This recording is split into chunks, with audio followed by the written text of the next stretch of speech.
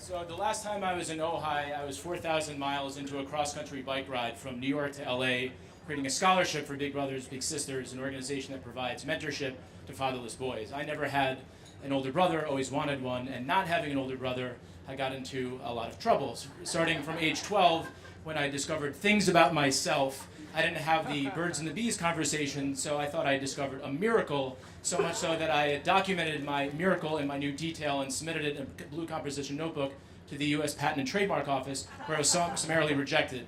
And at 17, I had what today could be easily diagnosed as male body dysmorphic disorder, and I had to work out all the time, and I tried sneaking 2 35-pound weights into a United flight rather than go a week without weights while on my family vacation.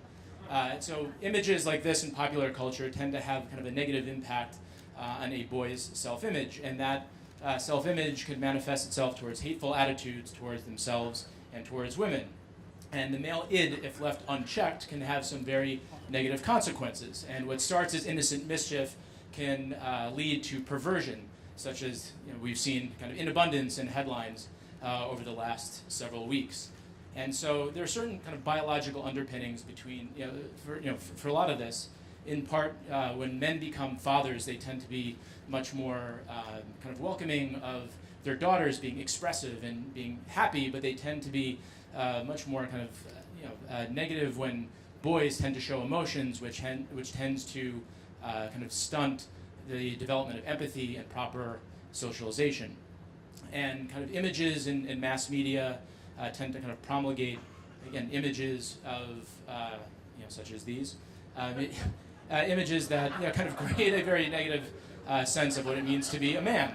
And it's actually, an evolved sense of masculinity is actually good business, because 65% of men over 65 today say that they embody kind of traditional notions of masculinity, but only 25% of men 25 to 40 feel the same. And whereas Freud once said that life is the pursuit of 2 things, love and meaningful work, for this generation of men, especially those 25 and over, it's been difficult to find work. And even in tandem, for couples that work, the kind of work-life balance has never been more challenging. And today, 75% of men say they would actually spend less time at work and more time with their families.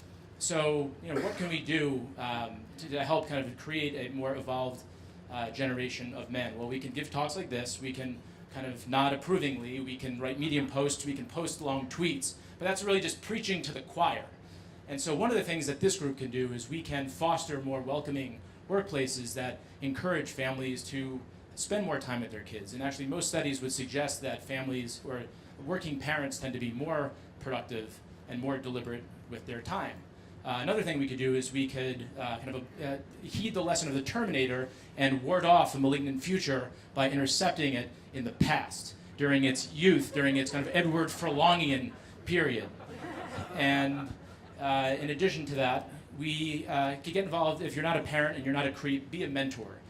Most mentorship organizations that I belong in, such as Big Brothers, complain of a male volunteer gap. Men are much more willing to give money than their time. And this guy here, Akos, is one of my mentees. He started a prison-style boot camp after being in jail for 7 years.